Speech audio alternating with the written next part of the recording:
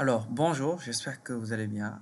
Donc, en fait, je vais montrer un peu comment automatiser l'enregistrement de paiements, euh, de paiements en ligne qui ont été faits. Euh, donc, en fait, on suppose que pour chaque paiement en ligne qui est fait, soit un paiement automatique ou bien même manuel, euh, on reçoit souvent des notifications mail. Et ici, l'objectif, ce sera de partir du mail pour récupérer les informations et le mettre dans un Google Sheet. Alors, il faut savoir que tout ce que je vais montrer là, tout est absolument personnalisable, hein. Rien n'est figé. Et voilà, si vous avez déjà un process existant, on peut voir comment améliorer ce process existant-là avec certaines parties de ce que je suis en train de montrer.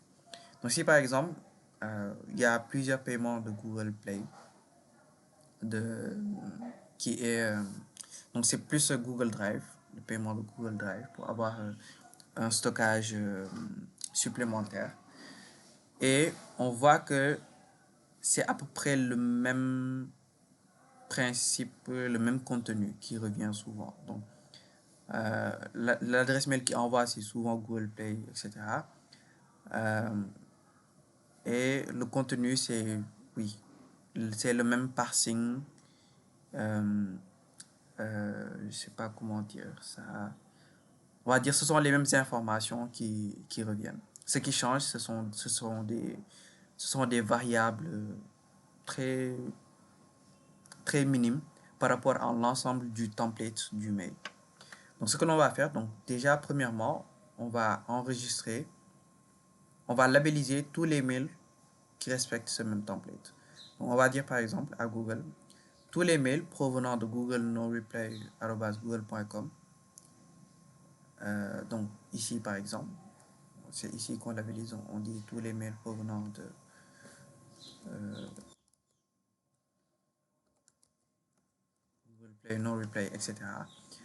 On, à partir de là, on crée un filtre à partir de tous les mails qui respectent cette classification-là. Et on crée un filtre, le filtre, on va le labelliser, on va l'appeler Google Play abonnement 100 gigas.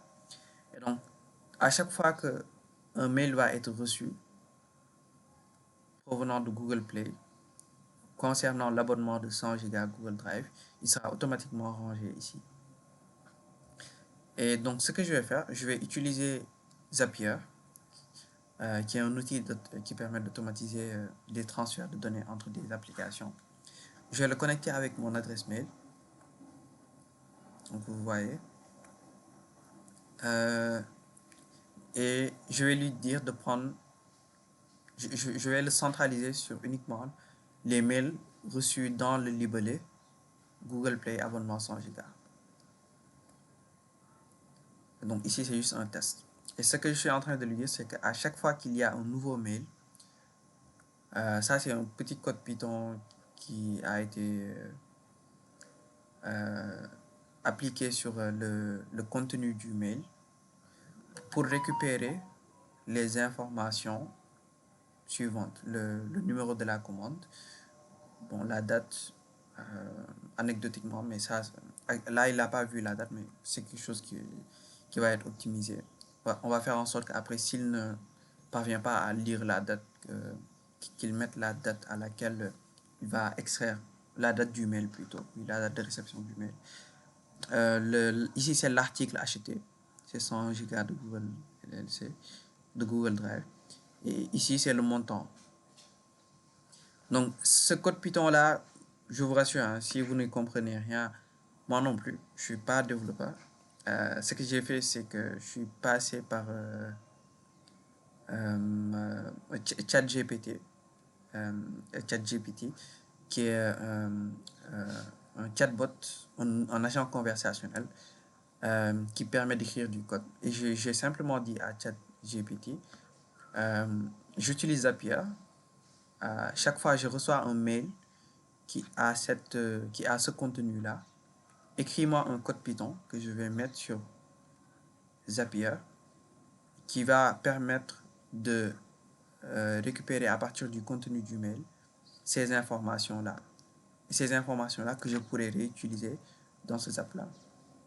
Donc, ChatGPT m'a écrit le code Python, je l'ai mis ici, je l'ai testé et bah, ça a marché. Là.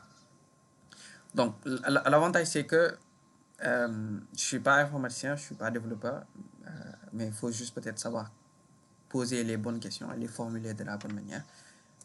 L'inconvénient, c'est que oui, il y a une grande dépendance à ChatGPT. S'il y a un problème avec le code, j'ai pas les compétences pour le débugger. Je vais reprendre le code, je vais le donner à ChatGPT. Je vais lui dire, on a tel problème avec le code, est-ce que tu peux m'aider? Donc, c'est l'inconvénient. Maintenant, euh, c'est toujours possible, voilà. Après, euh, de faire appel à peut-être un développeur qui va y passer peut-être ouais, quelques minutes maximum ou une heure maximum. Je pense un bon développeur pour débugger ce genre de code, ça va pas être rapide. Ça va pas être lent. Ça va pas prendre du temps. Mais voilà, je suppose que c'est quelque chose de simple et que peut-être il y aura pas beaucoup de problèmes. Euh, mais bon, anyway, dans tous les cas, en tout cas, j'ai repris les informations qui ont été sorties du code. Je les ai rangées dans un Google Sheet. J'ai testé le tout et c'est ce que vous voyez là. Donc, tout ça, c'est absolument personnalisable. Hein.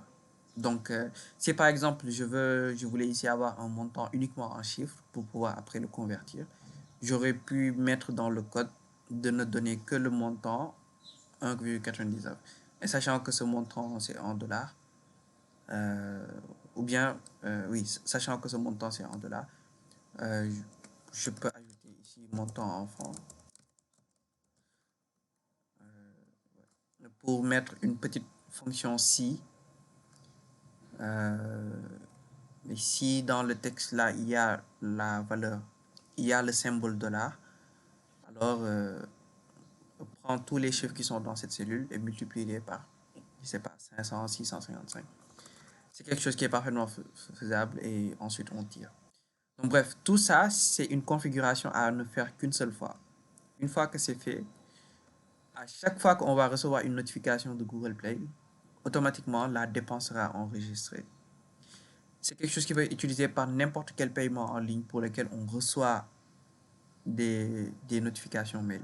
On peut configurer de telle sorte qu'à chaque fois qu'un paiement est reçu, le, la, le Google Sheet sera renseigné de manière automatique, sans intervention.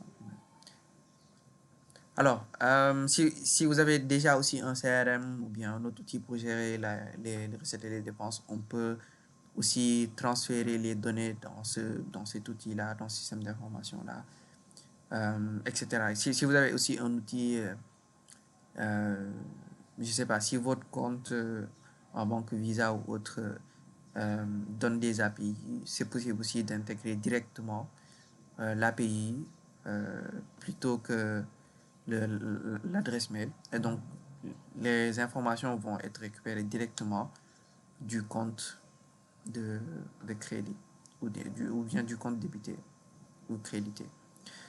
Donc, voilà un peu.